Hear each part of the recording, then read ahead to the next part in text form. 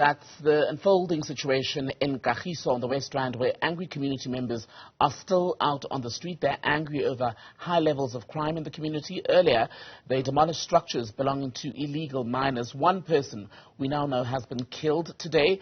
Let's get you the latest on this, and hopefully we can connect now to our reporter, Ahmed Kajee. Ahmed, you're just arriving on the scene. What have you found there?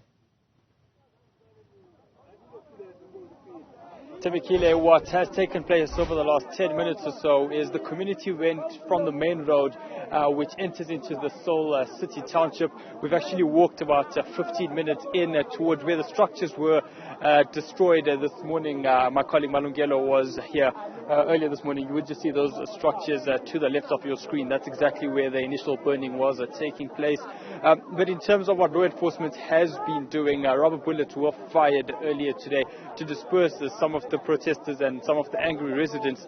As you had mentioned, that they are protesting against high crime rates in the areas, as well as zamazamas. And what actually has taken place within the last 5 minutes or so is the community actually found a zamazama and actually brought him in to that bakkie where that security official over there is, and that's exactly where he is being placed at the moment and being held.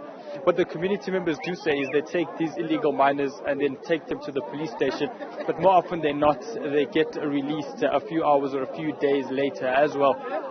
But what they do want to actually take place from now on is to ensure that law enforcement comes through to this particular place, and then they say with the community they want to go along with the South African Police Service to actually go into these illegal mines and find out exactly who is operating there, and then take the necessary action as well. But as I'm going to ask my colleague Kevin to maybe just pan to your left of the screen as well. More often than not, the officials over here saying, and some of the community leaders say that they more or less find zamazamas working in these fields just over the ditch towards the end of the long grass, which would be in front of you as well. And they say that whenever they happen to go looking for zamazamas or to perhaps clear the illegal mining within the area, they are then shot at with AK-47s and high caliber weaponry as well.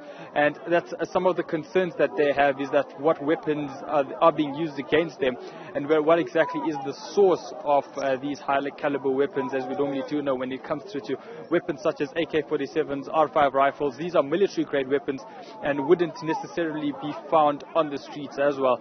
So those are just some of the concerns which the community has as well.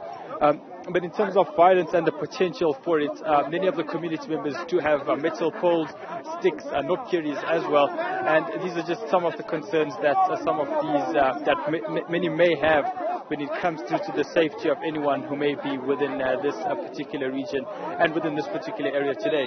The issues that's come up since we started reporting on the levels of crime around these mine dumps has been around whether these areas are actually cordoned off, protected or sealed in any way. Where you are now, you've shown us an area of land where you say the zamazamas are believed to be operating from. Is there any sign of any measures that are there to prevent people accessing that area in order to illegally dig up minerals or indeed conduct or carry out other crimes? From any formal structures, Timbikile, driving in to this area, you wouldn't see formal concrete structures or perhaps metal structures such as fences in and around this particular area to ensure that illegal mining doesn't necessarily take place.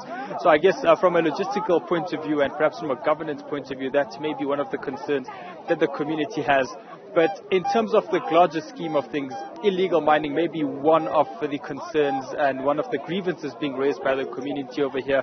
But this was also sparked by the gang rape which had taken place earlier this week, and that seems to have triggered the community as well. So many people that we have spoken to actually on the way to this particular spot, they say that it's not just about illegal mining in this particular area. It's also about high crime rates, high rape cases, a high number of rape cases, a high number of murder cases as well.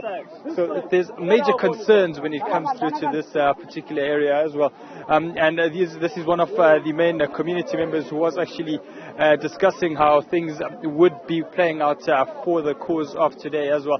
And as I'll just take you to the front right of your picture over there, the silver 4x4 vehicle over there, that's where one of the alleged illegal miners is being held.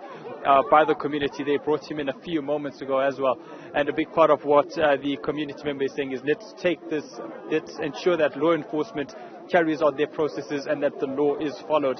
But as we have seen in previous situations, that isn't always necessarily the case when it comes through to an angry community and someone who has alleged to have broken some laws in some way or form. Briefly then, Ahmed, what is the state of that man who's now essentially been held by the community? Do we know if he's been injured in any way?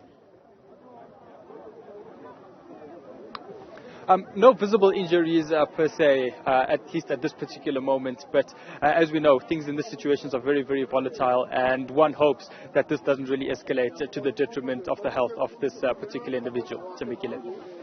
It's with you again throughout the afternoon here, Ahmed Kajee, following that developing story. In fact, let's remind you of the top stories this hour. Those tensions still high in Kagiso. At least one person has been killed since this morning's protests against illegal mining and rising crime levels in the township.